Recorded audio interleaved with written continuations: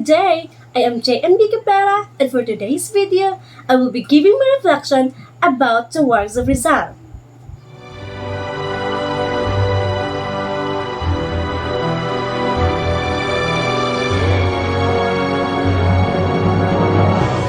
Makikita mo yung mga monumento kasi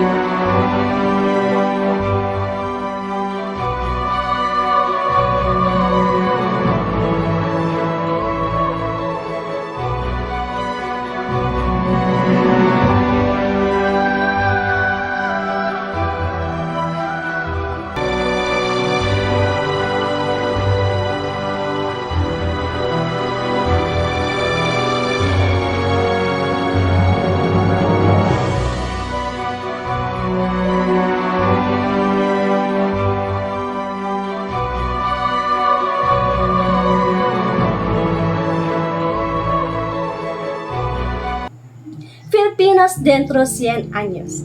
It's about the future of what the country will look like in a century. Rizal's penned it in an attempt to foretell the destiny of his homeland. He predicted the Philippines' future in 100 years by analyzing the present events and the circumstances. Every phase of Filipino life was loathed, and the family as a social unit was ignored. It is one of the most important political writings of the movement in Spain. Rizal traces the conditions that led to Filipinos' awakening, and as a result, the formation of the Filipino spirit of the country. Studying the Philippine history is critical because understanding how to deal with the present requires to look the past. We must see the roots in order for our identity as a community and as a nation to be founded on facts and strong historical tradition. By studying this, we can engage the present and the future with confidence that whatever mistakes our forefathers made in the past will not be repeated in the present. And we can create our own way of dealing with problems that is anchored in the wisdom gained from the past.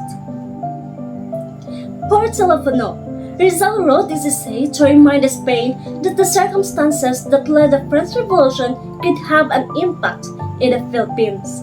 He was the one who inspired the Filipinos to revolt against the Spanish government in order to achieve the independence and control of the country.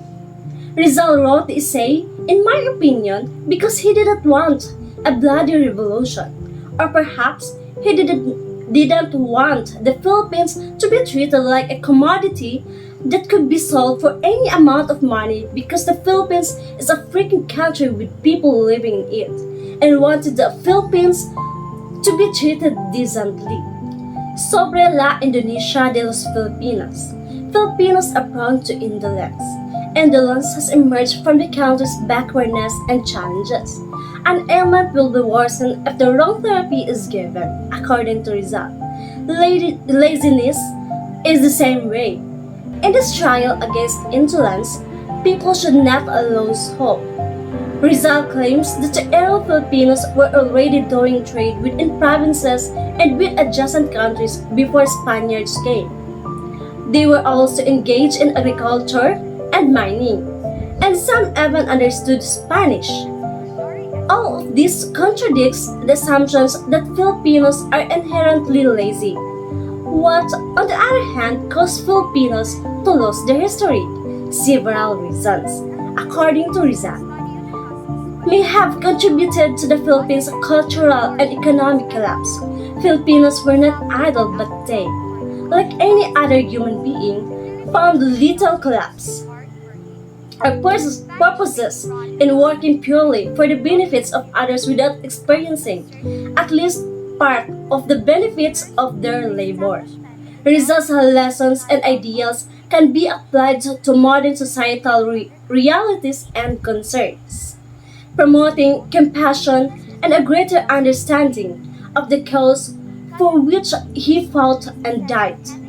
Through his works, Rizal fought for our country by educating his fellow Filipinos. Rizal is a great example of what young people may achieve if they work hard and study. As a result, Filipinos are not blamed for their misfortunes because they are not their own masters. Native Americans have also faced education discrimination. These are some of the primary reasons cited by Rizal for the deterioration of Filipinos' values. Limited training and education for Filipinos is required so that we do not feel inferior. Education and liberty would be the solution. No Limitangari or Touch Me Not. It is a romantic novel book written by Rizal or Dr. Jose Rizal published in 1887. The book is written in Spanish, is a sweeping and passionate unmasking of brutality and corruption of Spanish rule in the Philippines.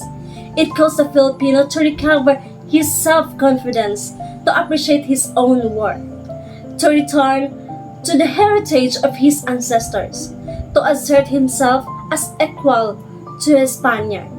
Edwin Rizal believed strongly in the potential of education to overcome injustice. Crisostomo was able to create a youth school and drew the attention of other powerful people because of his education. Because on their naivety and inexperience, Filipinos were readily exploited and abused. Individuals have the right to education, and education is the only thing that cannot be taken from them. As a Filipino, I am grateful that Dr. Rizal discovered a thought for ways to free the Filipino people from the hands of colonizers. That he also used his brilliance, compassion, patriotism, and encourage for the Filipino people. Education is a thing or treasure that we always have and keep until we die. The only thing we can do now is use it properly to prevent conflict, achieve peace, and foster understanding. Filipinos understand how to fight for their rights, independence, and justice because of what he has accomplished for our nation, which is to free it from the colonial rule. And it had a tremendous impact. No one can tell us what to do or control us today. He awakened the Filipino minds, instilling hope and bravery in them to fight for their rights. Vision of Fray Rodriguez. Dr. Rizal was a gifted poet, essayist, and novelist, best known of his two novels, Noli Me Tangere and Alphabus Terrorismo. He wrote his defense in response to Fray Rodriguez's harsh criticism of his novel Noli Me Tangere, and it was published under the pen name Dimas Alang. His work had previously been prohibited in the Philippines by Spanish authorities and condemned by priests due to allegation of colonial administration and Catholic Church corruption and abuse. Described the Noli's assailants and defenders. Father Vicente Garcia challenged Father Rodriguez's criticism of the Noli by blasphemy and heresy. Noli Me Tangere was defended by Francisco Sanchez. Blumentritt saw the novel as patriotic. It was an attempt to persuade Spain of the importance of addressing the social ills that plague Filipino society at that time. That's all. Thank you for listening and watching. Bye-bye!